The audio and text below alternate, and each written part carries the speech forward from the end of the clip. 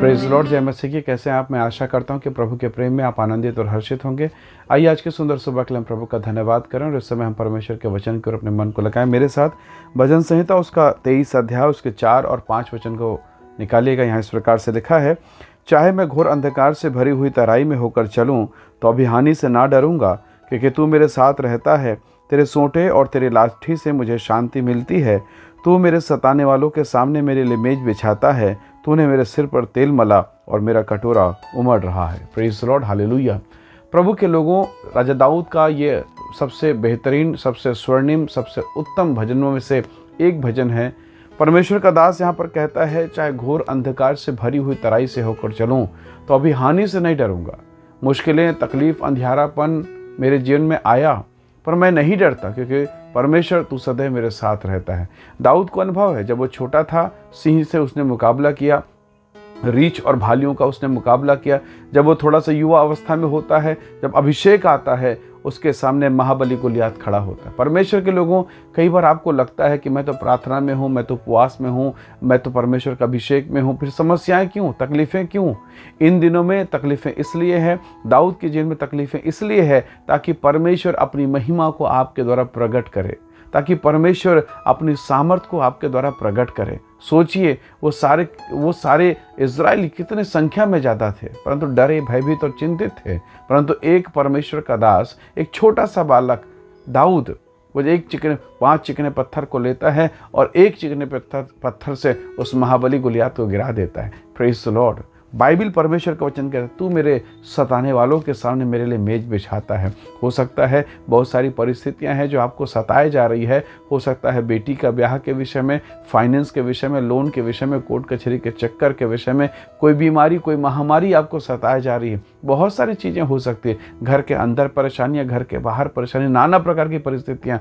जब ऐसा लगे कि कुछ समझ में नहीं आ रहा है, पता नहीं मेरे जीवन में कुछ हो सकता है, पता नहीं मेरे जीवन का कुछ हो सकता है, क्या कोई आशा है, क्या मुझे कोई इस परिस्थिति से निकालेगा, ऐसी दशा में भी आपका परमेश्वर महान है। Praise the Lord. परमेश्वर का वचन कहता है, चाहे मैं घोर अंधकार से भरी हुई तराई से होकर क्यों ना गुजरूं।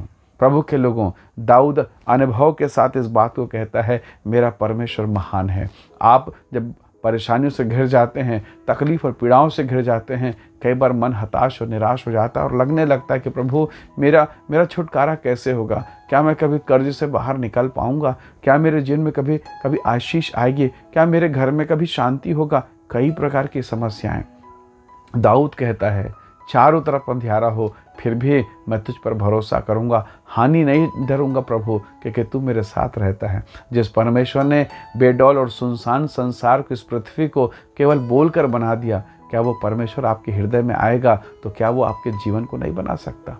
बिल्कुल बना सकता है। अवसर है कि आज की सुबह उसे कहें कि हे स्वामी, हे प्राणनाथ, हे यीशु, दया कर, मेरे जीवन पर अनुग्रह कर। जैसे उस अंधे ने पुकारा, हे दाऊद की संतान, मुझ पर दया कर, और उसने पुकारा और उसने अपनी आंखों में रोशनी को पा लिया। परमेश्वर के लोगों, आज की सुबह हम अपने बेडौल जीवन को, अंधकार के जीवन को परमेश्वर के हाथों में सौंपें। अपने जवानों के जीवन को, अपने बेटा और बेटियों के जीवन को, अपने बिजनेस, अपने व्यवसाय को परमेश्वर के हाथों में सौंपें और कहें कि प्रभु दया कर, ये परिस्थितियाँ, ये लोग, ये माहौल जो मुझे सताते हैं, सहायता कर प्रभु, ताकि यही माहौल एक दिन मेरे जीवन में महिमा, गवाही और आशीष का कारण होने पाए। प्रभु आपको आशीष देगा। भरोसा करें, निरंतर प्रार्थना में बने रहें, परमेश्वर की उपस्थिति में चलते रहें। तकलीफ़ें आएंगे प्यारों, तूफान आएगी, समस्याएं आएंगी, पर आपका परमेश्वर इस तूफान में आपको विजेता बनाकर खड़ा करेगा, लहरों के ऊपर आपको चलाना सिखाएगा।